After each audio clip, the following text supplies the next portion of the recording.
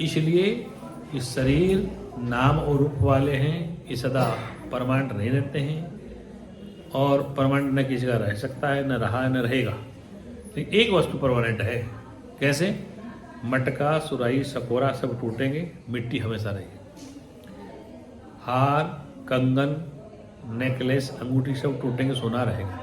ऐसी माता, पिता, पुत्र, भ्राता ये सब समाप्त होंगे, लेकिन इनमें रहने वाली सत्य, चेतन, ज्ञान सत्ता एक रहेगी। क्या रहेगी? इसलिए उस एक सत्ता को समझना क्यों आवश्यक है? उसको समझने के बाद आपको चैन और शांति प्राप्त होगी। क्या होगी? चैन और शांति। दुख का कारण क्या है?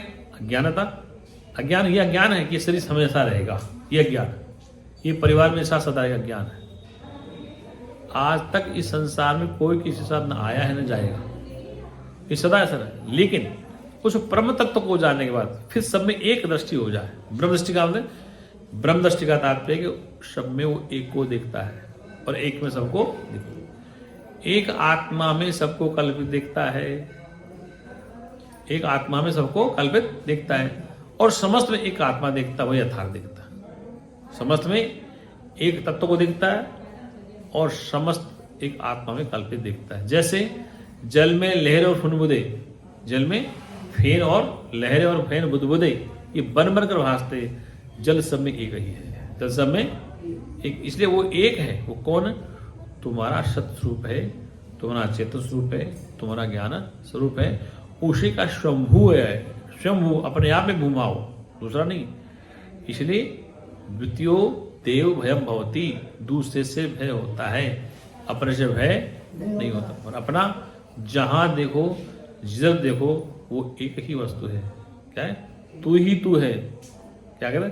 मैं नहीं हूं या मैं ही मैं हूं, तू नहीं। तू और मैं का झगड़ा खत्म। तू कब है? भक्ति मार्ग में तू ही तू है, ज्ञान मार्ग में मैं ही मैं हूं। तो ज्ञानी कहता है कि मैं ही मैं हूं, भक्त कहता है कि तू ही तू है। तो एक मैं को उठाना पड़ेगा। ज्ञानी कहता है तू ही तो है, भक्त कहता है मैं ही मैं। दोनों एक परिभाषा है, थोड़ा समझने का फेर है। क्या है? एक भक्ति मार्ग में कहता है, ज्ञान मार्ग में कहता है। ज्ञान मार्ग में लोग कहते हैं थोड़ा अहंकार होता है, ज्ञान अहंकार होता है। वो तू ही तू है, हे परमात्मा तू ही तू है। क्या है? हे ईश्वर तू ही तू है। उसी को गीता में कहा, त्वमेव माता च पिता त्वमेव, त्वमेव बंधु च सखा त्वमेव, त्वमेव माता च पिता त्वमेव, त्वमेव बंधु च सखा त्वमेव, त्वमेव द्रविणम सर्वदेव।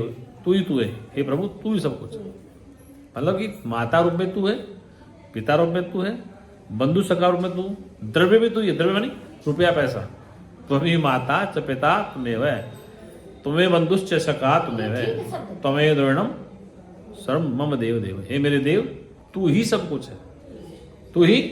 अब रुपया में वो दिखता है, कपड़े में दिखना चाहिए।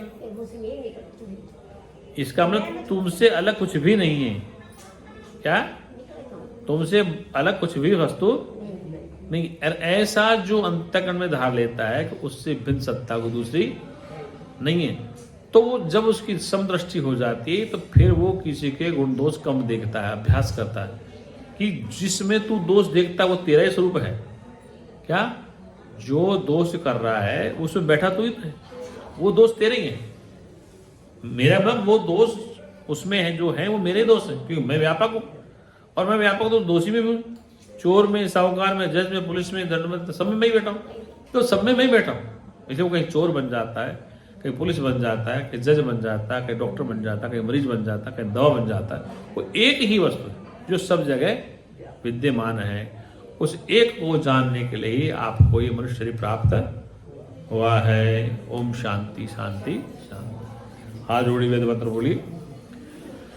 सर्वे भवन्तु सुखिनः, सर्वे भवन्तु सुखिनः, सर्वे सन्तु निरामयाः, सर्वे सन्तु निरामयाः, सर्वे भद्राणि पश्यन्तु, सर्वे भद्राणि पश्यन्तु, मा कश्चित् दुःखभाग् भवेत्। मा कश्चित् दुःखभाग् भवेत्। हे परमपिता परमात्मा, हे परमपिता परमात्मा, सब सुखी हो, सब सुखी हो, दुखों से आजाद हो, दुखों से आजाद हो, यही हमारी सद्भावना है। यही हमारी सद्भावना है।